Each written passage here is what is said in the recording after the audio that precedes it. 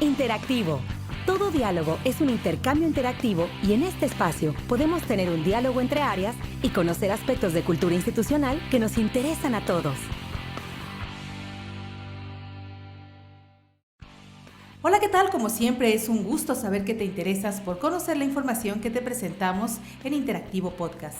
Y esta semana, con la finalidad de fortalecer la atención, el seguimiento, la denuncia y la sanción de responsabilidades administrativas en materia de delitos electorales, pero sobre todo con la intención de prevenir que estos puedan ser cometidos por cualquiera de los que tenemos una actividad remunerada en el servicio público, platicaremos con la licenciada Patricia Gaitán Tapia, capacitadora de la Fiscalía Especial para la Atención de Delitos Electorales, FEPADE, así como con el maestro Enrique San Román de la Torre, director de blindaje electoral también de la FEPADE.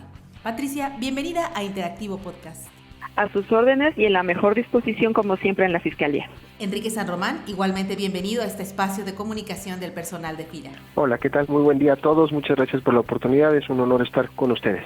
Bueno, pues derivado de las disposiciones y medidas aplicables en materia de delitos electorales relacionados con el servicio público para los comicios 2018, han surgido entre el personal de FIRA una serie de dudas sobre la interpretación de lo que es correcto y no es correcto hacer y qué puede ser o qué puede constituirse como un hecho delictivo que investigue y sancione la FEPADE. Así que para establecer un punto de partida, Patricia, platícanos primero qué es la FEPADE y de qué se encarga.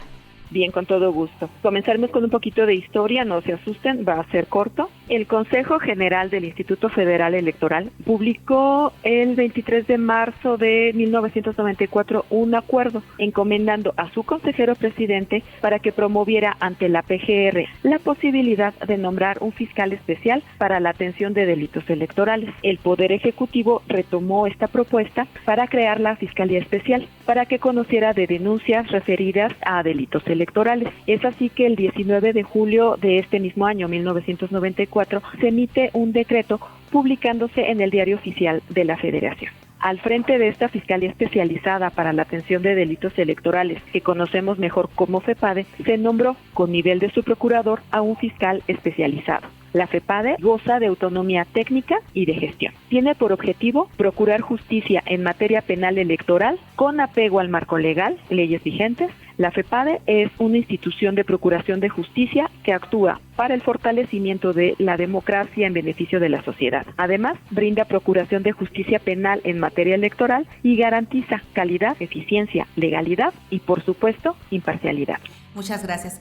Maestro, como en muchas otras instituciones, me imagino, suele haber una preocupación constante de quienes están al frente de la promoción, de la difusión y de la operación de los programas públicos y surgen muchas inquietudes sobre lo que está permitido y lo que no está permitido hacer. De manera que la idea es que nos apoye a despejar algunas dudas que tiene el personal de la institución y una de las principales cuestiones es saber si durante el proceso y la jornada electoral se pueden hacer visitas, se pueden dar pláticas, se puede asistir a eventos de las empresas y organizaciones de productores con las que trabaja FIRA. Muy bien, mira, esta pregunta es muy interesante y empecemos por contextualizar cuál es el sentido de las prohibiciones en materia electoral. Digamos primero que nuestra ley marco, que es la Ley General de Instituciones y Procedimientos Electorales, no señala ninguna prohibición para suspender las actividades institucionales durante alguna etapa del proceso electoral. Lo que la Constitución señala que debemos suspender únicamente es la difusión de propaganda gubernamental a partir de que inicien las campañas electorales y hasta que concluya la jornada electoral. Es decir, del 30 de marzo al 1 de julio suspendemos difusión de propaganda gubernamental. Todas las demás actividades las podemos seguir haciendo con normalidad porque la ley no establece ningún señalamiento en ese sentido. Únicamente es importante mencionar que de acuerdo a una tesis de la Sala Superior del Tribunal Electoral, a partir de que inicien campañas debemos evitar la entrega de apoyos en eventos masivos. Por ejemplo, si tengo una entrega de 500 personas, en lugar de hacer un solo evento, hago 5 eventos de 100 y con esta cuestión podemos cubrir el requisito que establece la tesis de la Sala Superior y podemos cumplir con la normatividad. Pero es muy importante decir, el hecho de que hay elecciones no quiere decir que paremos labores, no quiere decir que suspendamos actividades, lo único que la ley establece que debemos suspender es la difusión de propaganda gubernamental. Es importante decir que la ley no determina la suspensión completa de eventos, podemos seguir trabajando, realizando nuestras actividades institucionales. La cuestión es evitar o tomar algunas medidas preventivas para no que existan señalamientos en contra de nuestras dependencias o en contra del sector en específico.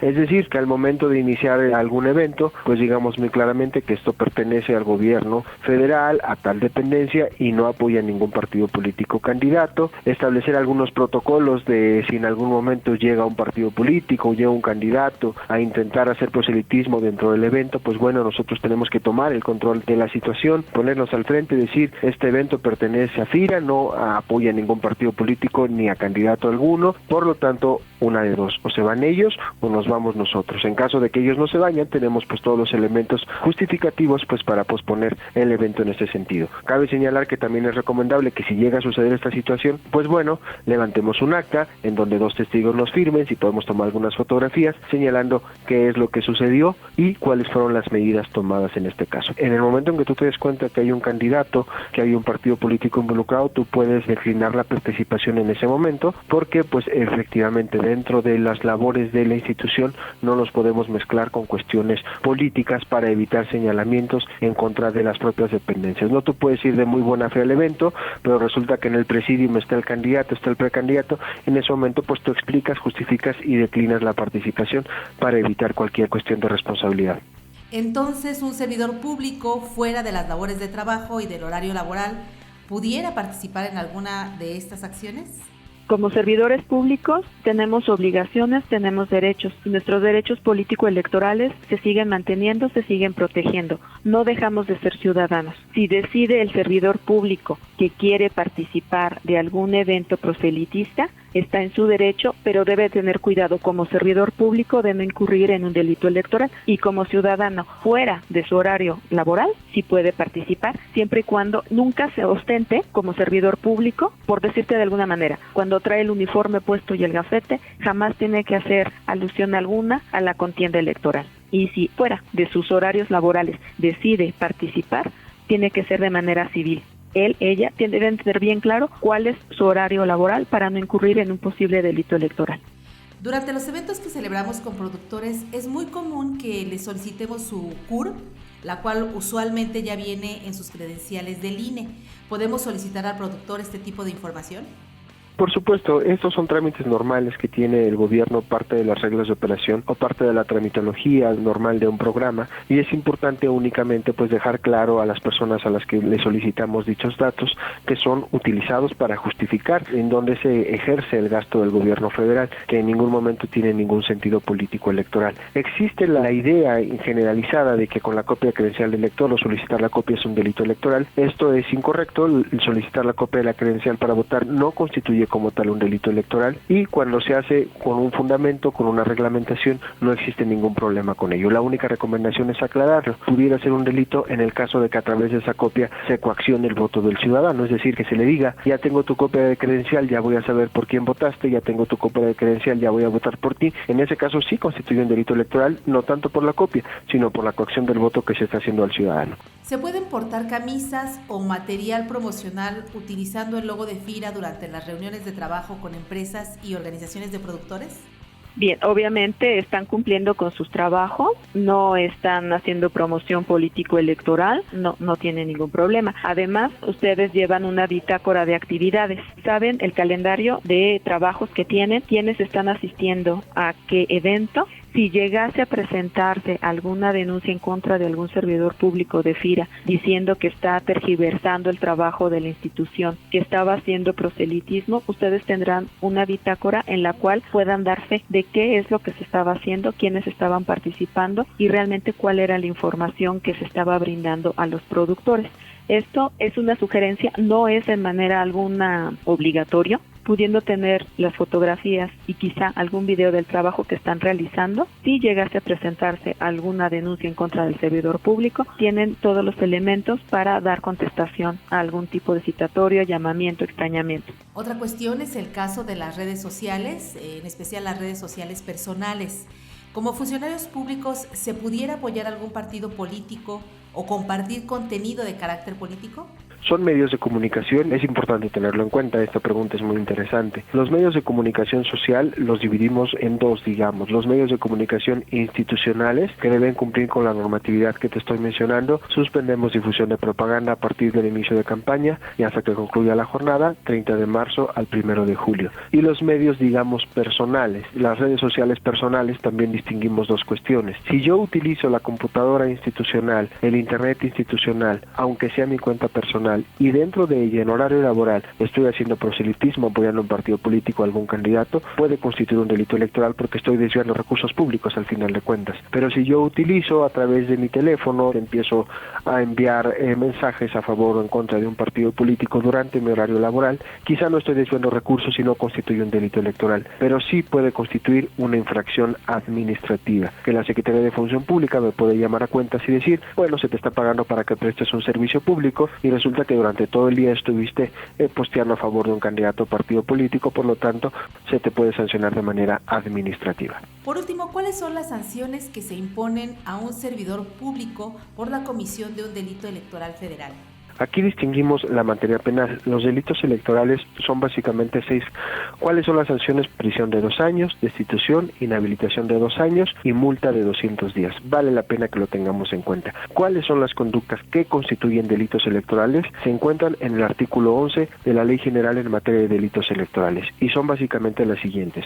Primera, coaccionar o amenazar a los subordinados para 2 cosas: para que vayan a un mitin político o para que voten por un partido político. Segunda, condicionar la prestación de cualquier servicio público con fines electorales. Y aquí es muy importante precisar, el legislador estableció que si el programa que se condiciona tiene naturaleza social, la pena aumenta hasta 1/3. Es decir, hoy en día condicionar un programa social no solo es un delito agravado que alcanza hasta 12 años de prisión. Tercer delito electoral, es el que más se comete a nivel nacional por parte de los servidores públicos y consiste en utilizar recursos públicos con fines electorales. Aquí es importante señalar, no establece un monto, no establece un tipo, cualquier servicio público que se utilice con fines electorales constituye un delito electoral, desde una copia hasta un vehículo, hasta una computadora. Entonces, muy importante que lo tengamos en cuenta. Y la recomendación aquí para todas las dependencias